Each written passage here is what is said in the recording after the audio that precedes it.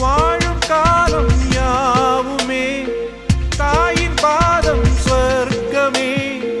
வேதம் நான்கும் சொன்னதே அதை நான் அறிவேனே. அம்மா என்னும் மந்திரமே அகிலம் யாவும் ஆழ்கிறதே. ஆராரிராரோ